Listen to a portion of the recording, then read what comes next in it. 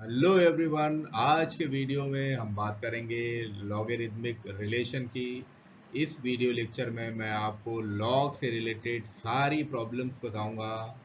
Logarithm क्या होता है, एंटी लॉग क्या होता है, कैसे वैल्यू कैलकुलेट की जाती है, केमिस्ट्री में लॉगरिदम का क्या रोल है, ये सारी चीज़ें हम और न्यूमेरिकल भी इसके हम सॉल्व करेंगे इस वीडियो में। तो आइए शुरू करते हैं लॉगरिदमिक रिलेशन।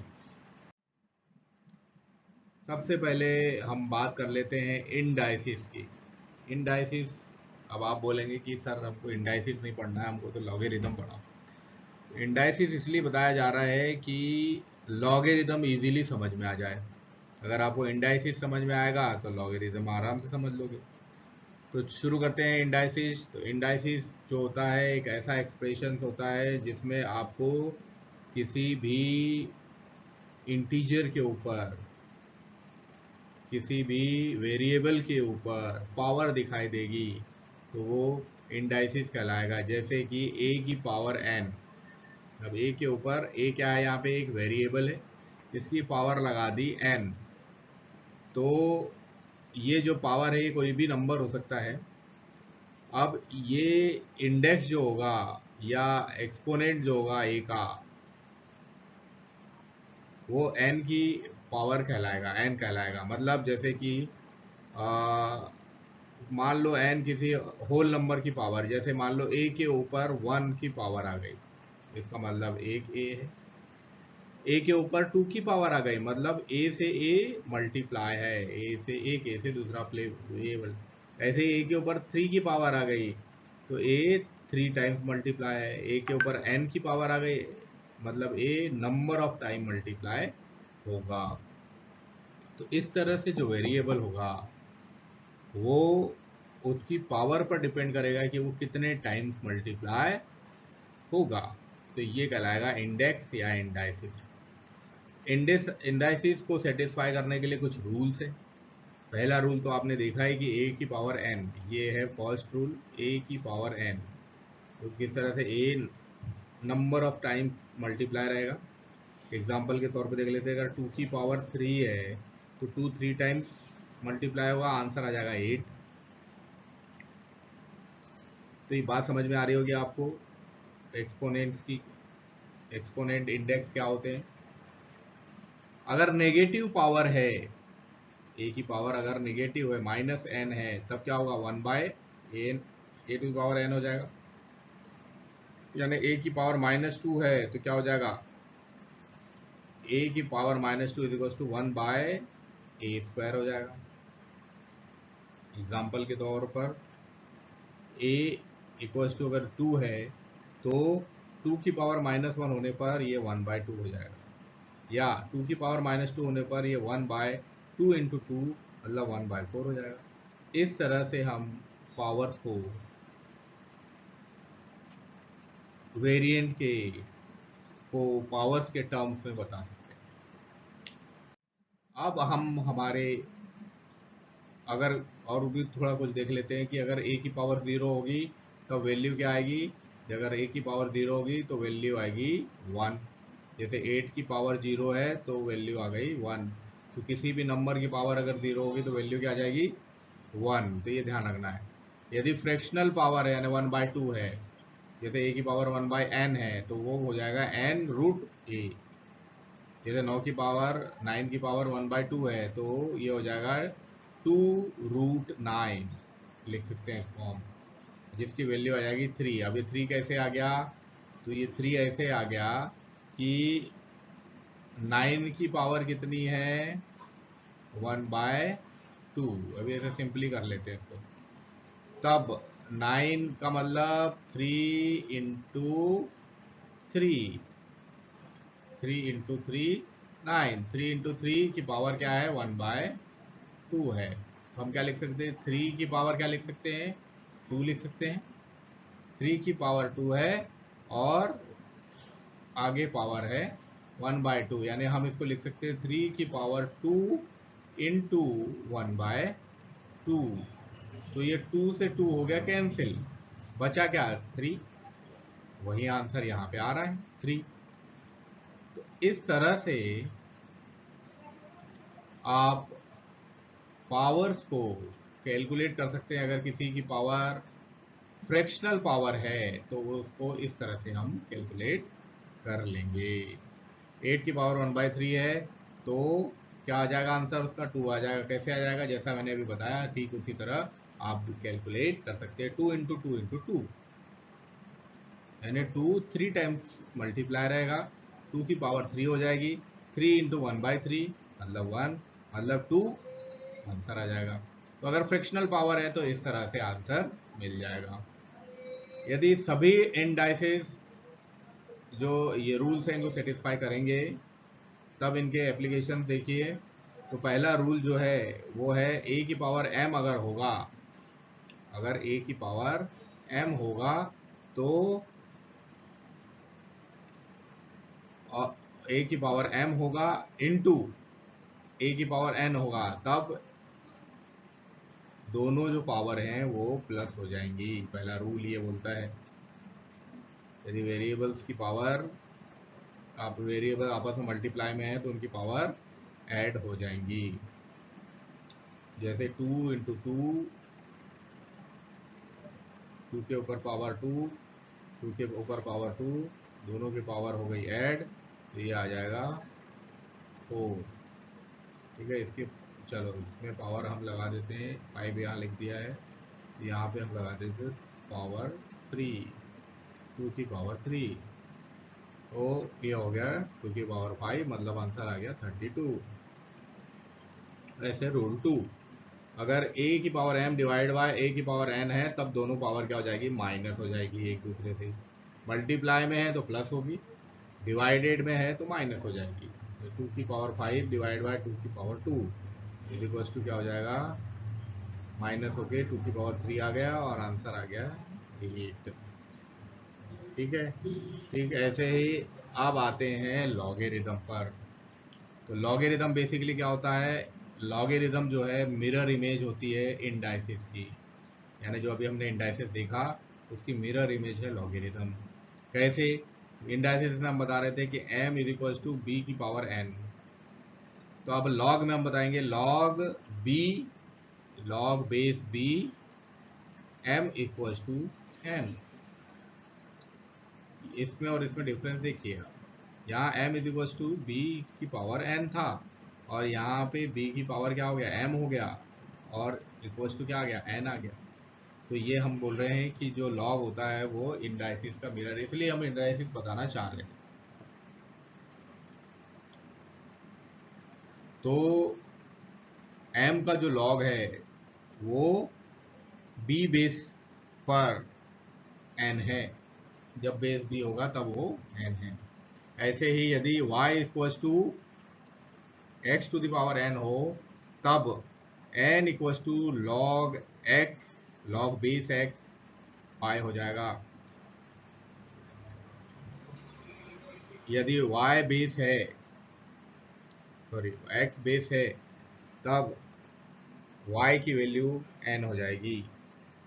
एग्जाम्पल के तौर पे देख लेते हैं, 1000 इक्वल टू 10 टू पावर 3 होता है। ठीक है, 10 को 3 टाइम्स मल्टीप्लाई करेंगे तो 1000 मिल जाएगा। लॉग के टर्म्स में देखेंगे 3 is equal to 10 to the power 10 log 10, log base 10 1000। अब इसको अगर हमको फर्दर बनाना होगा तो हम इसको बना सकते हैं। तो ये इस तरह से हम बता सकते हैं। एक और देख लेते हैं, 0.01 equal to 10 to power minus 2 होता है। बिल्कुल सही, 0.01 को हमने 10 टू पावर माइनस 2 भी बोल सकते हैं, है ना, या 1/10 टू पावर 2 भी बोल सकते हैं। आप इसको लॉग के टर्म्स में देखेंगे तो हम क्या देखेंगे? -2, यानी ये जो पावर है वो कहाँ आ गया? सामने आ गया। हर जगह आप देखिए पावर कहाँ आ जा रहा है? सामने आ जा रहा है। तो ये जो पावर है वो आ जाएगा सामने, -2। लॉग बेस 10 किसका देख रहे थे? इस 10 का देख रहे थे ना, तो ये कहाँ गया? बेस पे आ गया है। यहाँ भी देखिए ये 10 का हम देख रहे थे तो 10 कहाँ आ गया? बेस में आ गया।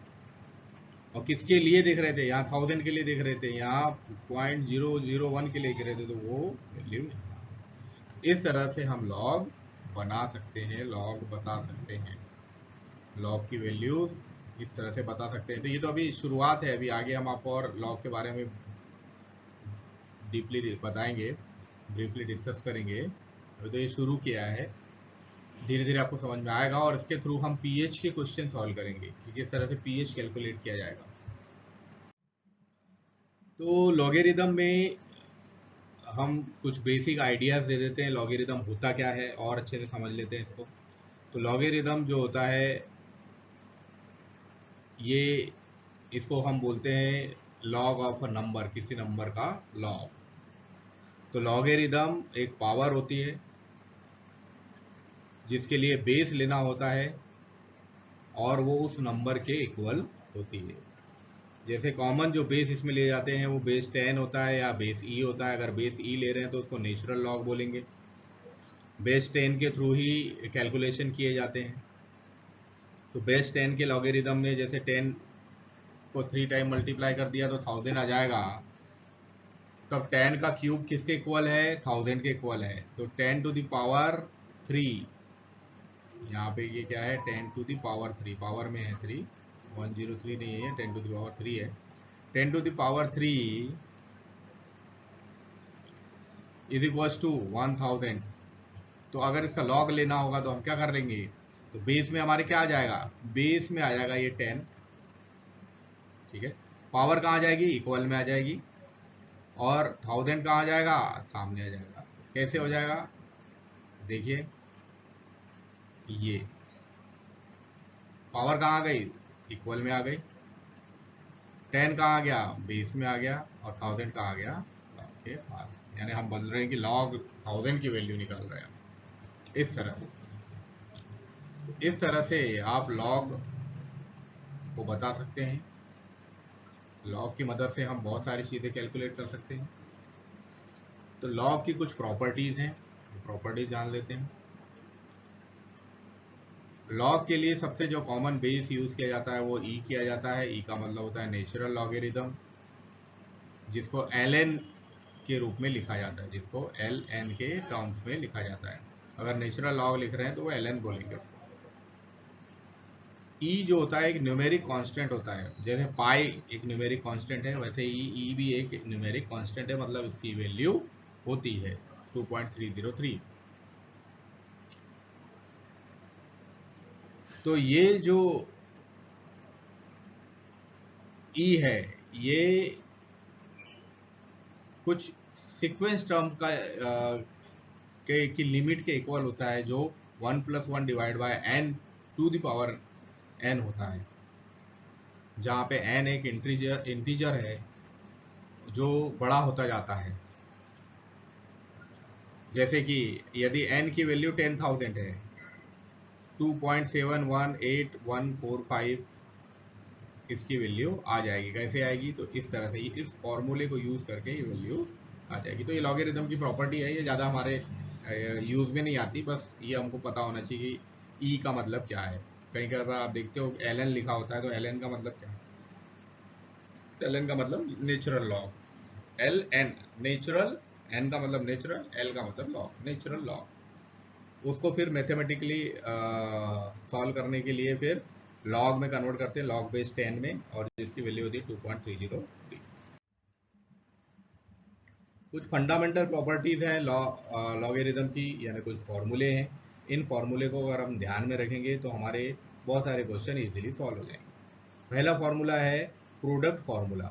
इस फॉर्मूले के हिसाब से log base A M into N, शुरू में मैंने आपको बताया था इंडाइसिस के ऊपर, जब हम बात कर रहे थे इंडेक्स के ऊपर, तो मैंने बताया था जब कोई मल्टीप्लाई होती है, जब कोई वेरिएबल मल्टीप्लाई होंगे तो उनकी जो पावर होगी वो क्या हो जाएगी? जुड़ जाएगी, ऐड हो जाएगी। बस वैसा ही यहाँ पे log base A M N, ये मल्टीप्लाई में है एम एन, तो ये क्या होंगे? आपस में ऐड हो जाएंगे, log base A M plus log base A M. इस तरह से अगर वो इंडाइसिस को ध्यान रखेंगे तो यहाँ पे वो मामला हमारा जो है वो ईजी हो जाएगा। दूसरा कोशेंट फार्मूला। कोशेंट फार्मूला में देखिए log base A M divide by N. अभी यहाँ मल्टीप्लाई में था, यहाँ पे क्या आ गया? यहाँ पे डिवाइड आ गया। अब डिवाइड होगा तो डिवाइड में क्या होता है? माइनस, है ना। तो अब यहाँ पे लॉग बेस ए एम, यहाँ माइनस आना चाहिए था, माइनस नहीं आया, इसको माइनस कर लेंगे, minus log base A N. फिर पावर फार्मूला, अगर पावर की बात आ गई, अभी तो ये मल्टीप्लाई और डिवाइड हो गया, अब हम पावर की बात कर लेते हैं। तो पावर की अगर बात करेंगे तो पावर फार्मूला क्या हो जाएगा हमारा, log base A M to the power N, तब हो जाएगा N log base A M. अब ये थोड़ा ध्यान रखना क्योंकि बहुत सारी जगह पे पावर फार्मूला ही आएगा। तो पावर फार्मूला को सॉल्व करने के लिए अगर पावर फार्मूला लिखा हुआ है यानी पावर लगी हुई है तो उस पावर को हम सामने लेके आ जाएंगे। ठीक है। Base change formula, base change formula में क्या होगा कि अगर लॉग ए एम है, लॉग बेस ए एम है, तब वो फार्मूला हो जाएगा log A M divided by log A N. तो इस तरह से बेस चेंज फार्मूला बन जाएंगे। तो ये 4 फार्मूले हैं जिन पर अगर कंसंट्रेट करेंगे तो हमारे क्वेश्चन आसानी से सॉल्व हो जाएंगे। ज़्यादातर पावर फार्मूले को ध्यान रखना है। तो इस रूल्स के हिसाब से हम कुछ लॉग्स दे सकते हैं, जैसे लॉग बेस बी 1 की वैल्यू होगी 0, जो 1 इज इक्वल टू बी 1 होता है। ठीक इसी तरह एक एग्जांपल के तौर पे देख लेते हैं कि लॉग बेस 10 1 की वैल्यू, यानी लॉग 1 की वैल्यू अगर हमको देखना होगा तो आएगी 0।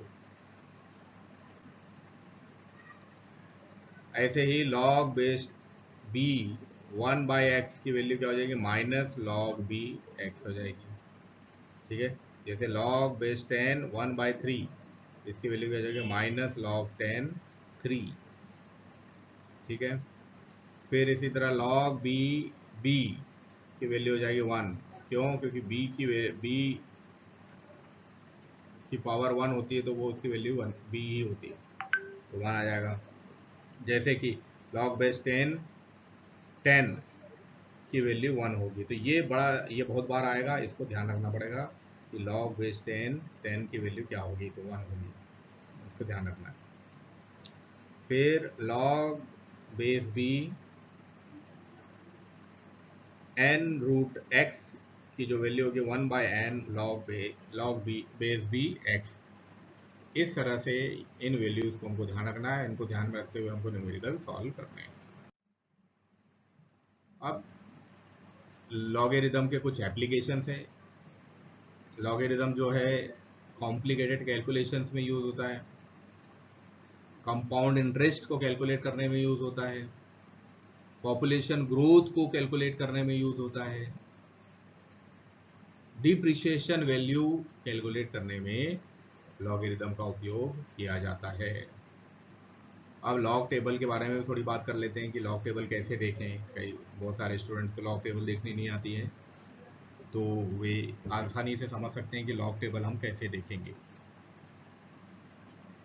कोई भी जो लॉगरिदम होता है वो 2 पार्ट कंटेन किया होता है, एक तो पूरा पार्ट होता है या फिर एक इंटीजर पार्ट होता है यानी इंटीग्रल पार्ट होता है। और जो इंटीग्रल पार्ट होता है उसको कहते हैं कैरेक्टरिस्टिक, और जो डेसिमल पार्ट होता है, कहीं कहीं पर पॉइंट में डेसिमल में भी डिजिट होते हैं, तो डेसिमल जो पार्ट होता है वो कहलाता है मैंटिसा। तो मैंटिसा जो है वो डेसिमल वाला पार्ट रहेगा, इंटीग्रल पार्ट जो रहेगा वो कैरेक्टरिस्टिक रहेगा। तो कैरेक्टरिस्टिक है इसको इंस्पेक्शन, और जो मैंटिसा है इसको लॉगरिदमिक टेबल के थ्रू प्राप्त कर सकते हैं। तो कैरेक्टरिस्टिक क्या होती है, कैरेक्टरिस्टिक जो होती है कोई भी ऐसा नंबर होगा जो 1 से बड़ा होगा, किसी भी लॉगरिदम का ऐसा नंबर जो 1 से बड़ा हो और पॉजिटिव हो और डिजिट में होगा, उसको हम बोलेंगे कैरेक्टरिस्टिक। कोई भी ऐसा नंबर लॉगरिदम में जो 1 से छोटा होगा और नेगेटिव होगा,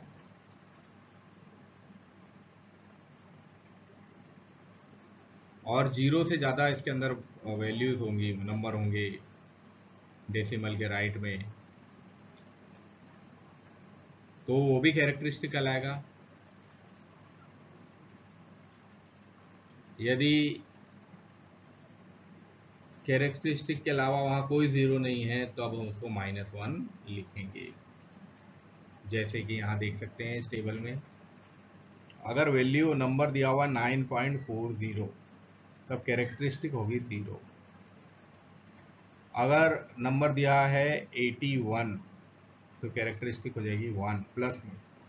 अगर नंबर दिया हुआ है 234.5 तो कैरेक्टरिस्टिक हो जाएगी 2। अगर नंबर दिया हुआ है 1 2 3 4 5 तो कैरेक्टरिस्टिक हो जाएगी 4। यानी आप देख रहे हो, अगर 3 डिजिट है तो कैरेक्टरिस्टिक 2, अगर 2 डिजिट है तो कैरेक्टरिस्टिक 1। डेसिमल के पहले देखना है। अगर 1 डिजिट है तो कैरेक्टरिस्टिक 0, ठीक है। अगर 5 डिजिट है तो कैरेक्टरिस्टिक 4। अगर डेसिमल के बाद डिजिट है तो -1। डेसिमल के बाद 0 लग के फिर डिजिट है तो -2। डेसिमल के बाद 2 जीरो लग के फिर डिजिट है तो -3। इस तरह से कैरेक्टरिस्टिक देखी जा सकती है। अब मैंटिसा क्या होता है? तो मैंटिसा जो है एक फ्रैक्शनल पार्ट होता है लॉगरिथम का, और उसको लॉग टेबल के थ्रू हम देख सकते हैं। जैसे कि मान लीजिए नंबर दिया हुआ है हमारे पास 8509, तो इसका मैंटिसा हो जाएगा 0.9299, और लॉगरिथम क्या हो जाएगा इसका 3.9299। ये कहाँ से आ गया 3? ये 3 हमने लॉग टेबल से देख लिया, ठीक है।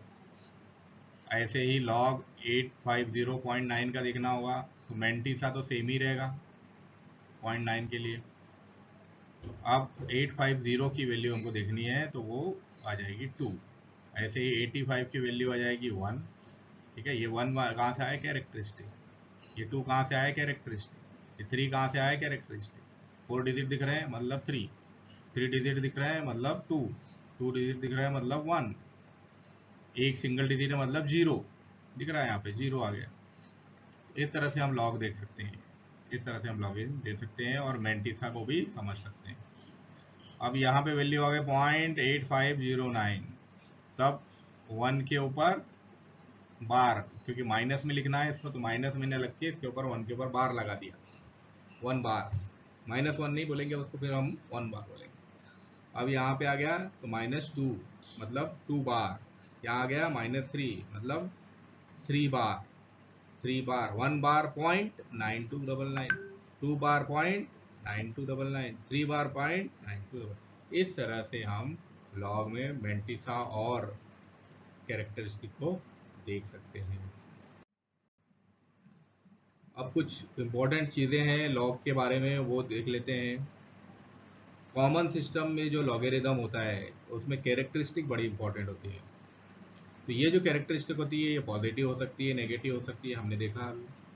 मैनिसिटा जो रहेगा, मैंटिसा जो रहेगा वो हमेशा पॉजिटिव रहेगा। अगर वो नेगेटिव में आ रहा है तो उसको पॉजिटिव करना पड़ेगा।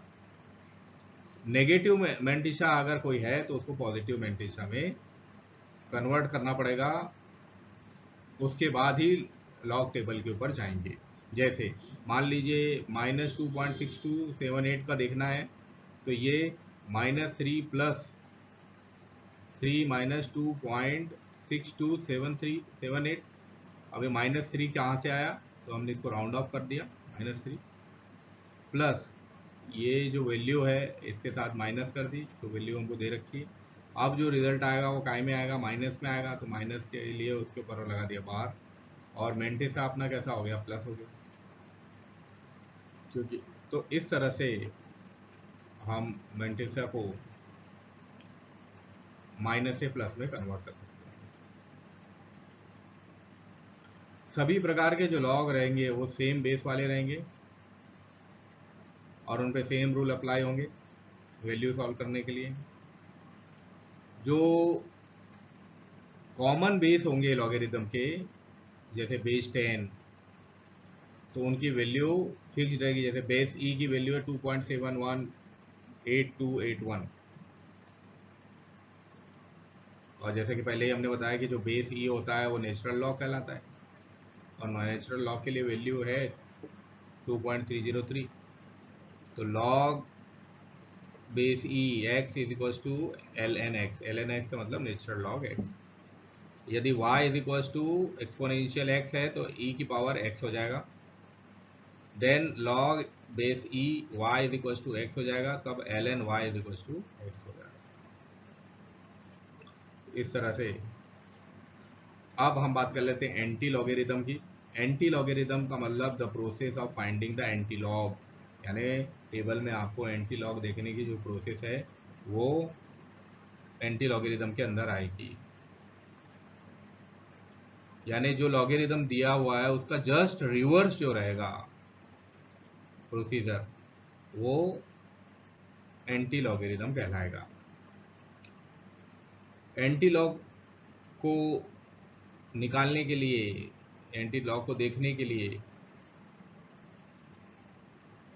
मेंटिसा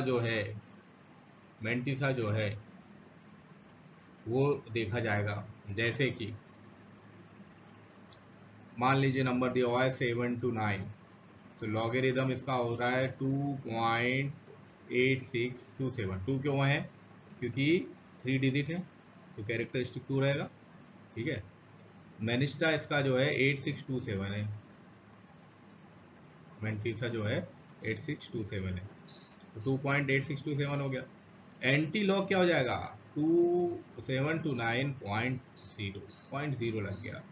अब यहाँ पे जो उसका मेंटिसा है वो हमको उसकी ज़रूरत नहीं है। अब 72.9 के लिए 1.8627 क्या हो गया? मेंटिसा हो गया। लेकिन एंटी लॉगेरिथम के लिए क्या हो जाएगा? 72.90, यानी डेसिमल में इसको हम लिखेंगे। 7.29 के लिए 0.8627, जबकि ये कितना हो जाएगा? 7.290। देख रहे हैं, एंटी लॉग इस तरह से निकालेंगे। 0.729 के लिए अब यहाँ पे नेगेटिव आ गया, -1 आ गया तो 1 बार लिख दिया इसको। 0.8627 मेंटिसा वैसा का वैसा है, यहाँ पे मेंटिसा की जरूरत ही नहीं है। 0.27290 आ गया, वहाँ जीरो लगा दिया अगर। 0.0729 के लिए 2 बार 0.8627, यहाँ पे फिर ज़ीरो आ गया। इस तरह से आप देख सकते हैं कि लॉगेरिदम से एंटी लॉगेरिदम किस तरह से डिफरेंस है, उसमें मेंटिसा की रिक्वायरमेंट नहीं है कहाँ में? Anti logarithm. अब कुछ न्यूमेरिकल सॉल्व कर लेते हैं। पहला न्यूमेरिकल है हमारा, find the value of x for the following. 3 question है, अलग अलग क्वेश्चन है। पहला एक क्वेश्चन सॉल्व करते हैं तो बाकी क्वेश्चन अपने आप सॉल्व हो जाएंगे। पहला क्वेश्चन है log base 8512 equals to X, इसको कैलकुलेट करना है। इस पहले क्वेश्चन को कैलकुलेट करना है। क्वेश्चन दिया हुआ है लॉग बेस 8512, यानी 512 का लॉग निकालना है इज इक्वल्स टू एक्स के टर्म्स में। तब हम इसको कैसा लिख सकते हैं? अब इसमें फॉर्मूला याद रखना पड़ेगा। कौन सा वाला? पावर वाला। पावर वाला फॉर्मूला क्या बोलता है कि जो पावर में रहेगा, मान लो 8 की पावर क्या है? 512 है, तो मतलब यहाँ पे 8 की पावर क्या हो जाएगी? x हो जाएगी, इज इक्वल्स टू 512 हो जाएगा। ठीक है, पावर वाले फॉर्मूले को देखेंगे तो पता चलेगा आपको। अब इसको हम क्या कर सकते हैं? सॉल्व कर सकते हैं। 8 की पावर x को कैसे सॉल्व करेंगे? 8 का और छोटा फ्रैक्शन कर लिया, मतलब 2 multiply by 2 multiply by 2, 3 times 2 to the power x equal to 512। ठीक है,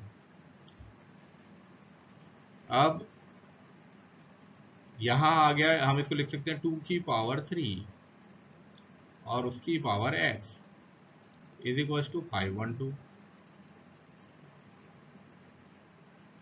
ठीक है ना। अब यहाँ हम क्या लिख सकते हैं? यहाँ हम लिख सकते हैं 3x, ये 3x है, 3x इज इक्वल टू, आप देखो इसको छोटा कर सकते हैं, इसको छोटा करेंगे 512 को, तो ये आ जाएगा 2 की पावर 9। जो इसको छोटा करेंगे तो एलसीएम करके इसको देख सकते हो आप, लोएस्ट कॉमन फैक्टर करके। तो 2 की पावर क्या आ जाएगा, 9 आ जाएगा। 2 की पावर 9 आ गया, इधर 2 की पावर 3x है, इधर आ जाएगा 2 की power 9।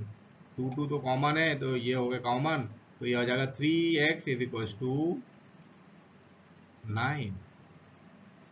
3x is equal to 9, यानी x इज इक्वल टू क्या हो जाएगा, 9/3।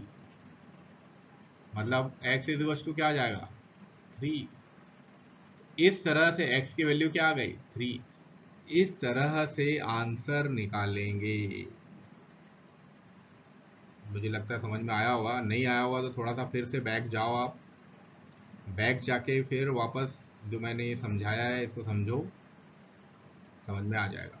डोंट वरी, नहीं आएगा समझ में कोई बात नहीं, अगला क्वेश्चन भी है, बहुत सारे क्वेश्चन है, बहुत सारे न्यूमेरिकल्स है, समझ में आ जाएंगे, बहुत ईजी है। तो इस तरह से x की वैल्यू क्या आ गई, 3। यहाँ भी यही समझ लो आप, ये हमारा क्वेश्चन था, इस क्वेश्चन को सॉल्व करना था, पावर वाला क्वेश्चन है, पावर वाला फॉर्मूला लगाएंगे, उस हिसाब से क्या हो गया, 8 की power x is equal to 512। 8 की पावर x को हमने छोटा कर दिया और 512 को भी छोटा कर दिया, दोनों छोटे हो गए, तो बच गया 3x इक्वल टू 9।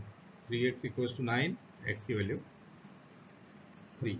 ऐसे ही अब दूसरा क्वेश्चन देखो, log 27 की power x is equal to 4/3।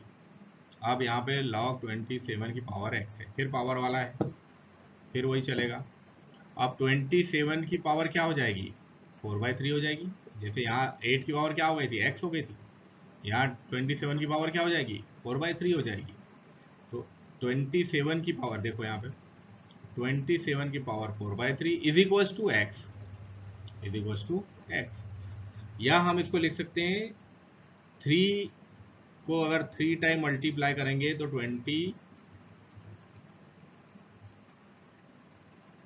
आ जाएगा, 3 3 इज 9, 9 3 इज 27। तो 3 की पावर लिख सकते हैं हम 3, और उसके साथ क्या है, डिवाइडेड मल्टीप्लाई बाय 4/3। ये 3 से 3 हो गया कैंसिल, बच गया क्या, 3 की पावर क्या बच गई, 4 इज इक्वल टू क्या है, x है, इज इक्वल टू x है ना। इस तरह से हम इसको सॉल्व कर सकते हैं। तो अब यहाँ पे वैल्यू क्या आ जाएगी, x की वैल्यू क्या आ जाएगी, 3 की पावर 4 है, मतलब x की वैल्यू क्या आ जाएगी, 3 जो है 4 टाइम मल्टीप्लाई कर दो, 3 को 4 टाइम मल्टीप्लाई कर दो, 3 3 जा 9, 9 3 जा 27, और 27 3 जा 27 3 जा कितना हो जाएगा, 81। आंसर क्या आ जाएगा, x की वैल्यू क्या आ जाएगी, 81। इस तरह से x की वैल्यू आप निकाल सकते हैं, ठीक है। तो लॉगरिथम में इस तरह से आप वैल्यूज कैलकुलेट कर सकते हैं। अगला क्वेश्चन देख लो, अगले क्वेश्चन में क्या है, log base x 0.088 0.008 equal to 3। अब यहाँ देखो बेस में कौन है, x है, तो क्या होगा, x की पावर क्या आ जाएगा, 3 आ जाएगा, इज इक्वल टू 0.008। अभी समझ में आ गया होगा, अब ये तो हाँ। अब इसको कैलकुलेट करते हैं, तो x की पावर 3 इज इक्वल टू 2/10 की पावर 3, ठीक है। ये अब ये कहाँ से आ गया, इसको हम 2 की पावर 3 और 10 की पावर 3 भी लिख सकते हैं, या भी इसको लिख सकते हैं 2/10 होल पावर 3, ये भी लिख सकते हैं, बात एक ही। कैसे आया, अब देखो 2 की पावर 3 का मतलब 2 का 3 टाइम्स मल्टीप्लाई है, मतलब आंसर 8 आएगा, 3 टाइम्स मल्टीप्लाई रहेगा तो आंसर क्या आएगा? 8 आएगा। 2 टू द 4, 4 टू द 8। अब यहाँ क्या है? 0.008 है। मतलब अगर इसको हम सही करेंगे तो ये हो जाएगा डिवाइडेड बाय 1000। डिवाइड बाय 1000 का मतलब 10 का 3 टाइम मल्टीप्लाई। ठीक है ना? तो इस तरह से हमने लिख दिया 2/10 की पावर 3। ठीक है, 2/10 की पावर क्या आ गई? 3 आ गई।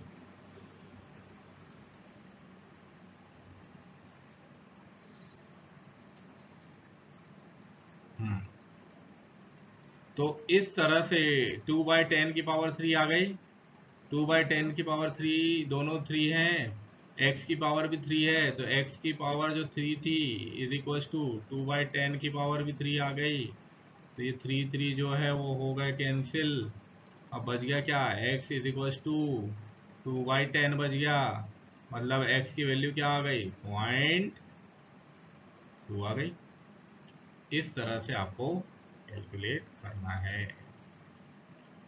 तो ये तो न्यूमेरिकल हुए सिंपल लॉग के। अब अगर केमिस्ट्री से रिलेटेड न्यूमेरिकल आएंगे तो कैसे करेंगे? अब एक और न्यूमेरिकल देख लेते हैं कि find the value of x if log x square minus 1। ये थोड़ा सा डिफरेंट आ गया कि log x square minus 1 is equal to log 8। इसकी वैल्यू फाइंड आउट करनी है। तो देखिए, log x square minus 1 is equal to log 8, इनको रख लो, दोनों में log है। अब इसको सॉल्व करना शुरू करते हैं। तो X square minus 1 is equal to क्या हो जाएगा? 8 हो जाएगा। ये दोनों लॉग जो है वो कैंसिल हो गए हैं। 8 square minus 1 is equal to 8 हो गया। तो X square is equal to क्या हो जाएगा? 8 प्लस ये 1 जो है इधर चला जाएगा 8 के पास, तो 8 प्लस 1 हो गया। X is equal to X square is equal to 9 हो गया। और x इक्वल टू, अगर हम X square is equal to 9 लिख रहे हैं, मतलब हम लिख रहे हैं X square is equal to 3 का स्क्वायर। ये स्क्वायर स्क्वायर कैंसिल हो गया, तो x की वैल्यू क्या आ गई? x की वैल्यू आ गई 3। तो इस तरह से क्वेश्चंस को सॉल्व किया जा सकता है। दोनों साइड लॉग दिया हुआ है तो उसको इस तरह से सॉल्व कर सकते हैं। तो ऐसे क्वेश्चन आपसे एग्जाम में पूछे जा सकते हैं, इसलिए आपको प्रिपेयर रहना है इनके लिए। अब एक क्वेश्चन और हम पीएच से रिलेटेड जो क्वेश्चन आपको बोल रहे थे वो यह क्वेश्चन है। क्वेश्चन क्या है कि यदि कोई एसिड कंप्लीटली डिसोसिएट हो जाता है, मतलब वो स्ट्रॉन्ग इलेक्ट्रोलाइट है, मान लो HCl है, हाइड्रोक्लोरिक एसिड, जो कंप्लीटली डिसोसिएट हो जाता है वाटर में। तो जब वो कंप्लीटली डिसोसिएट हो जाता है तब उस वाटर का पीएच क्या होगा? तब उस वाटर के पीएच को कैलकुलेट करें। तो यहाँ पे एसिड की कंसंट्रेशन दे रखी है अलग अलग टर्म्स में।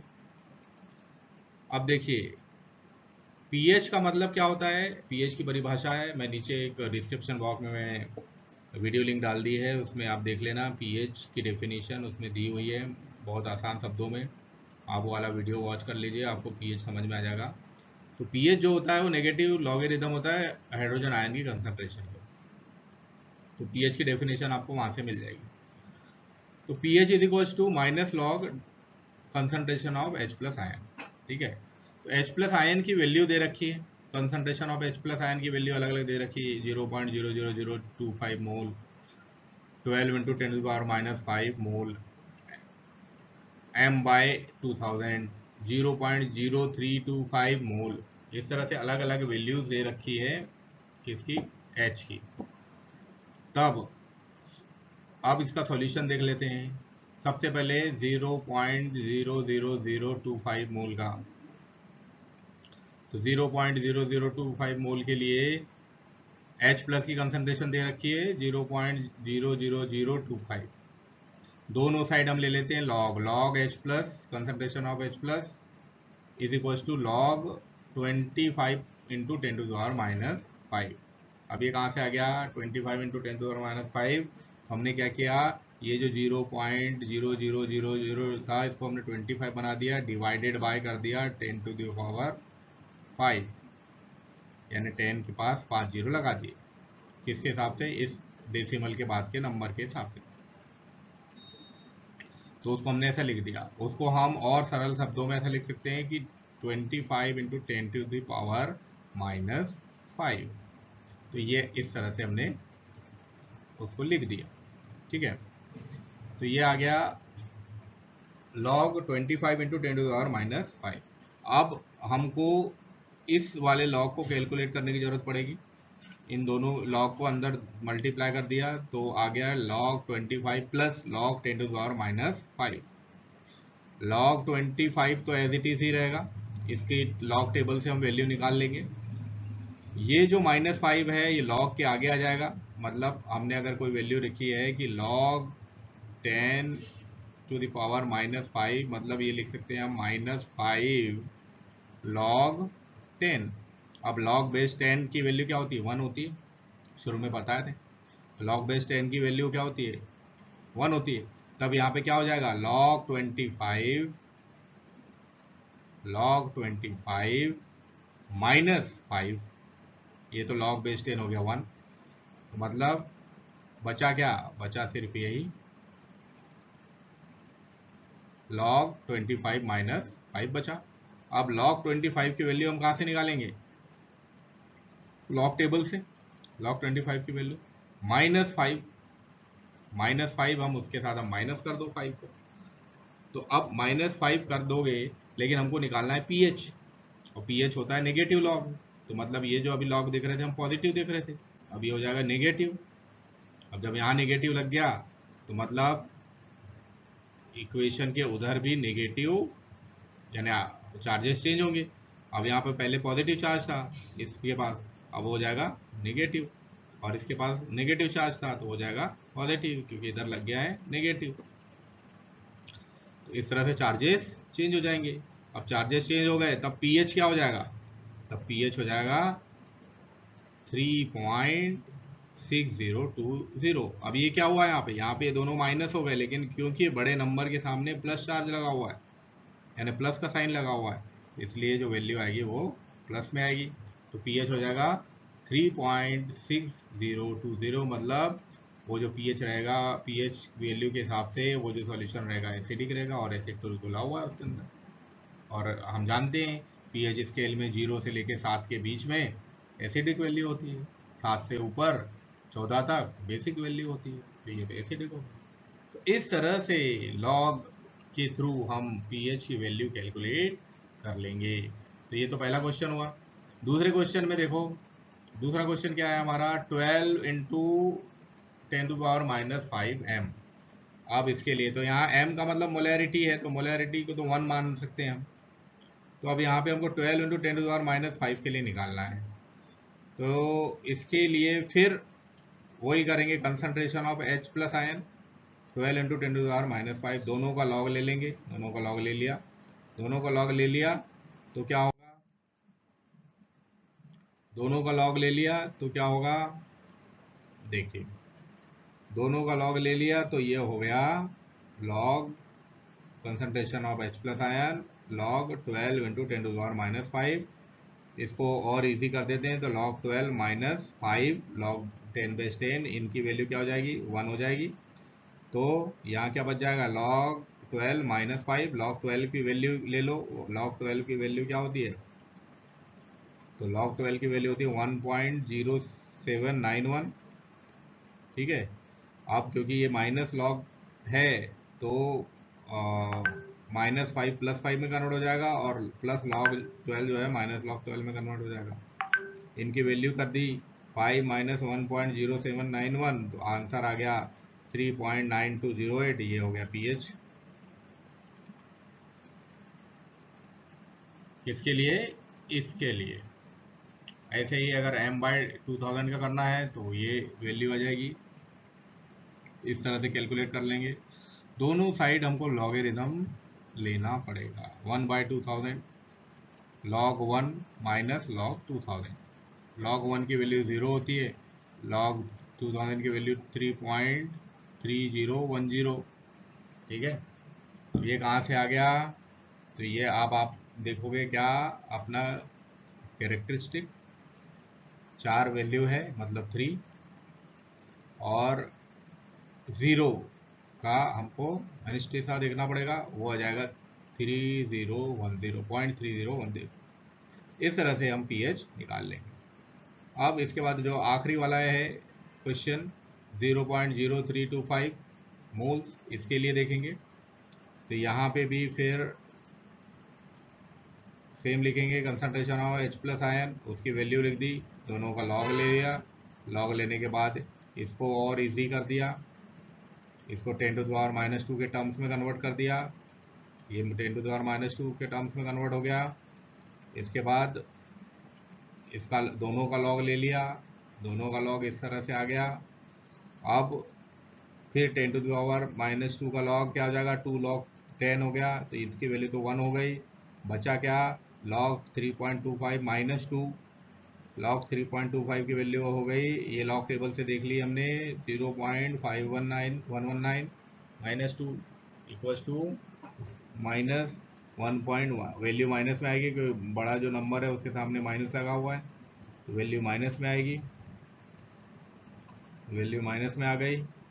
तो माइनस लॉग जब हम देखेंगे concentration of H plus ion यानी पीएच की वैल्यू जब देखेंगे तो वो प्लस में हो जाएगा, 1.4881। इस तरह से हम पीएच वैल्यू निकाल सकते हैं। तो thank you very much for watching this. I hope कि आपको लॉगरिथम समझ में आ गया होगा, रिलेशन समझ में आ गए होंगे, इससे रिलेटेड न्यूमेरिकल समझ में आ गए होंगे और ये न्यूमेरिकल आप एग्जाम में आसानी से सॉल्व कर पाओगे। Thank you very much for watching this, keep supporting me, thank you very much.